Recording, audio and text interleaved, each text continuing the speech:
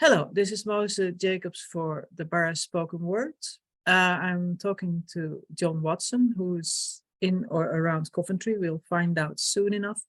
Himself and Devjani Bodepudi, are going, how would I pronounce that right?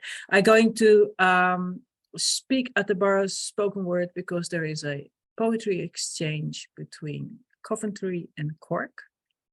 And as a little town, Clonakilty in County Cork, we are privileged because we get to receive the poets from Coventry as well. So they'll be coming to us on the 15th of August 2023, should you be watching this in 2030. And I would like to know a little bit more about John Watson. John, could you tell us about yourself? Yeah, hi Mose. I'm really looking forward to this trip. I've been meaning to visit Ireland for a long time, and this was a really nice opportunity that's presented itself. I am the host of a nearby poetry event called PGR, Pure Good and Right. We think it might be the longest running event in England.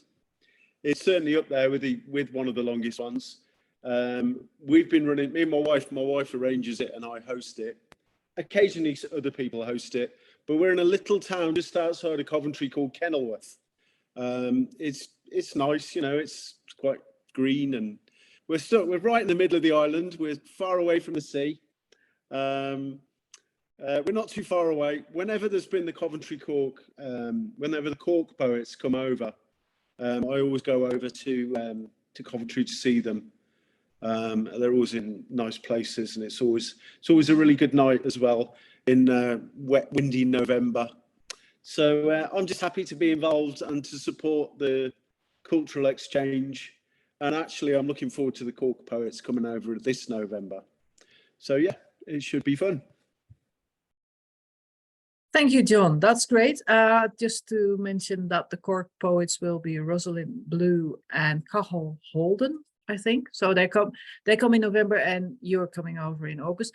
Could you tell me a little bit about, well, no, first, what I'd like to know, how long you've been running, or not how long you've been running this event, but how long this event has existed.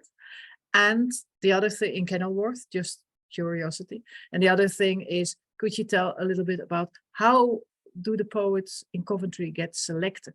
Because I think it must be quite an honor and a perk to go over to Ireland and to read here. Okay. Yes, so this little poetry event that we run is in a little bookshop called the Treehouse Bookshop, which is in an old rebel pub. It's a really old pub. They used to be called the Eagle and Child, and now it's a bit of a bookshop, second-hand bookshop. We used to be based in Leamington Spa, which is a bigger town just down the road. And it was a guy called Sean Kelly who set it up, I think, in 2006. And it grew and grew. And then he left to go and make films up north, in the north of England. And somebody else took it over, a guy hosted it and graduated. And it was always nearly going to fall away. And we were in pubs in busy Leamington Spa. And when you're in pubs, you've often got to compete with the kind of ribald noise of a pub, or there might be some football on or a sporting event on the TV. So it was always a bit tricky being in pubs. But we did limp along from one pub to another, often having to change pubs on the same night and picking up poets as we were driving along to the other venue. But then we got the chance to move it to this little old bookshop, second-hand bookshop.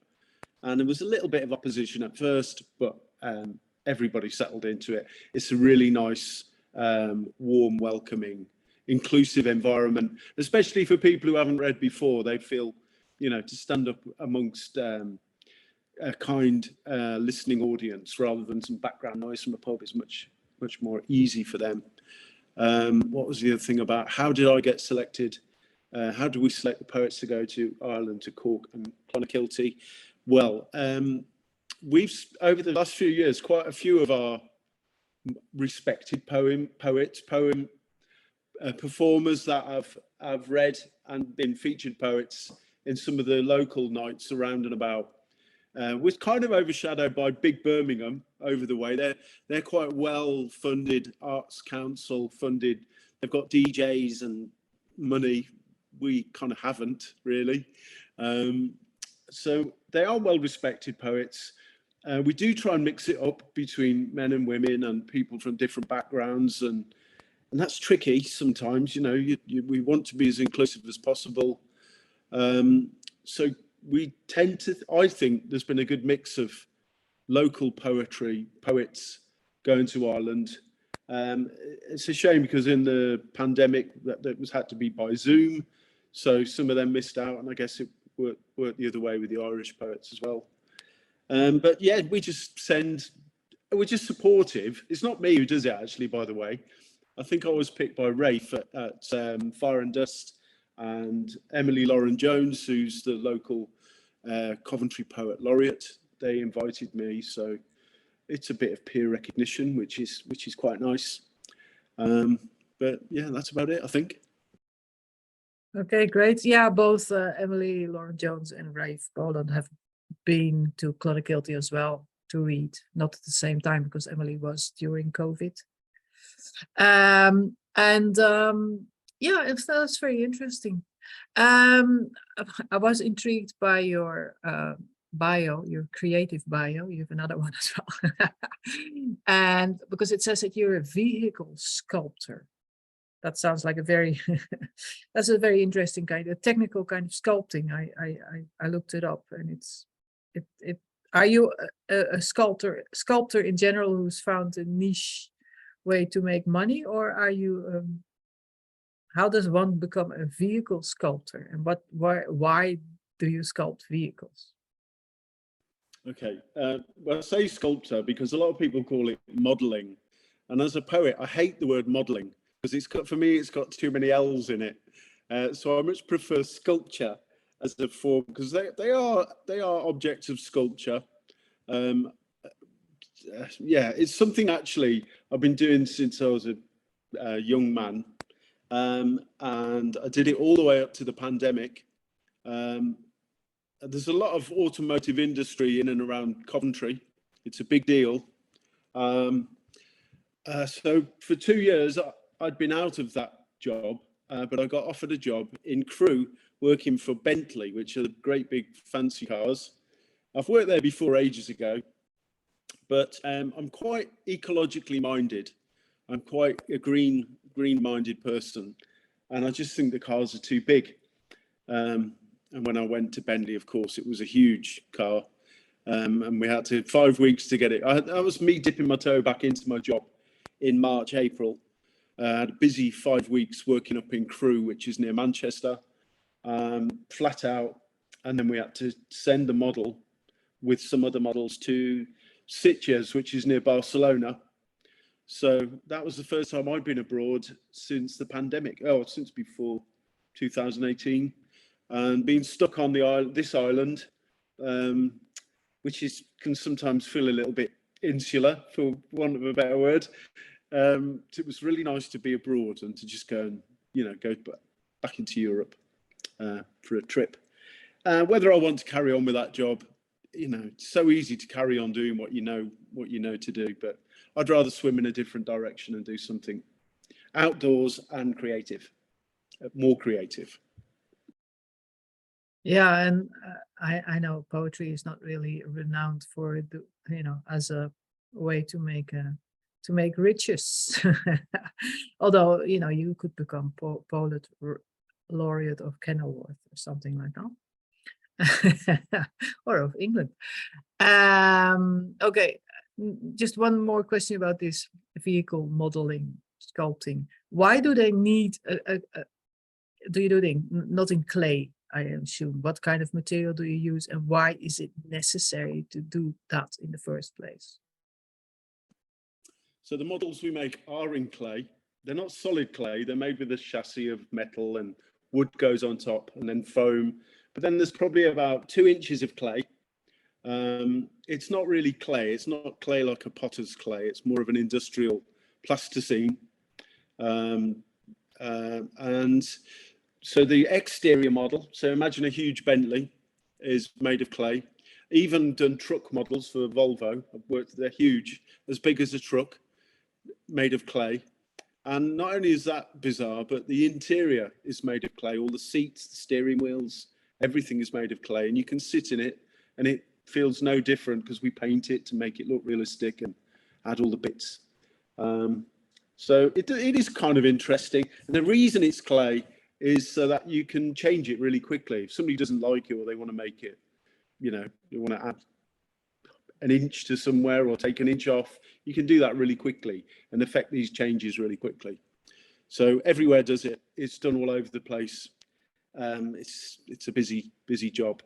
And bizarrely, little bits of, when I was in Mladá Boleslav near Prague, working for 2 years, loads of the guys there I went to college with in Coventry, you know, just normal, everyday people, you know, average people that ended up living in the central Bohemia region.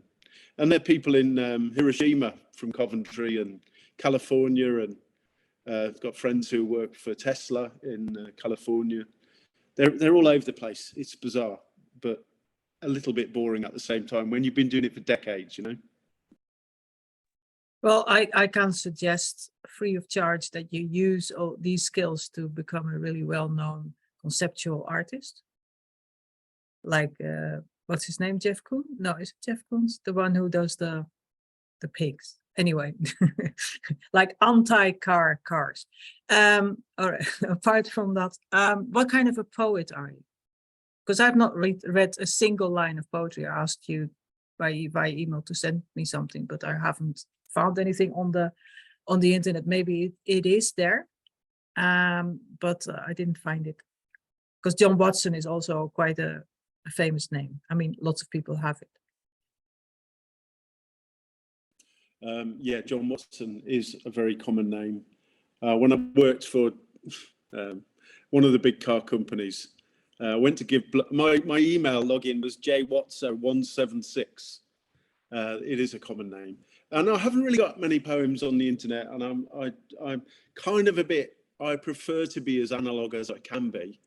I'm sorry I haven't sent you any over. I have been busy actually. Here's my plug. I put a pamphlet together for the trip, zine, and there's quite a few in that. I've actually done a bit of artwork as well on my holiday. We've been to the coast. It's got a nice little art. There's I don't know if you can see there, but there's a couple of bodies in there. So it sort of represents one of the poems. My poems are kind of naturey, metaphysical, physics, space, kind of, you know.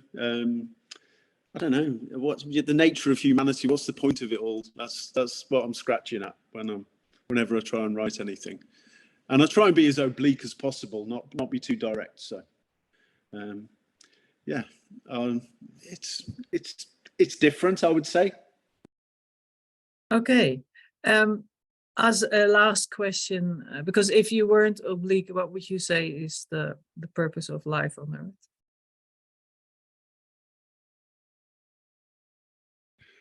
Was that the question? What is the purpose? Okay, what is the purpose of it? It's experiential. We're here to experience things. We're not here to change anything, or we're too inconsequential for that. We're just here as observers. That's what I think.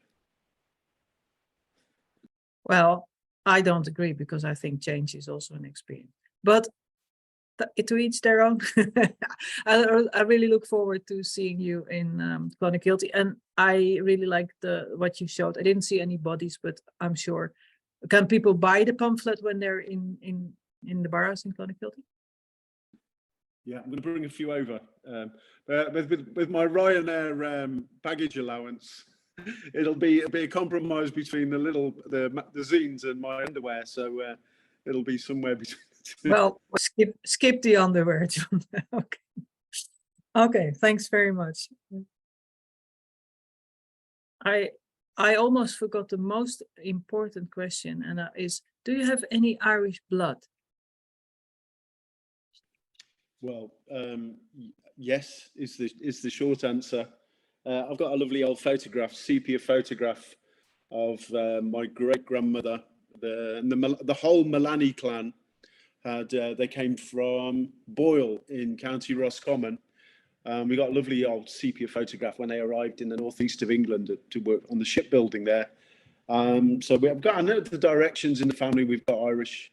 And my sister had a DNA done. And apparently if you're generally a Brittonic Celt, to excuse the Romans called us that. I'm not calling everyone that. The Brittonic, if you've got Brittonic Celt, your average is about 36% means you're quite Celtic. And my sister's 56%.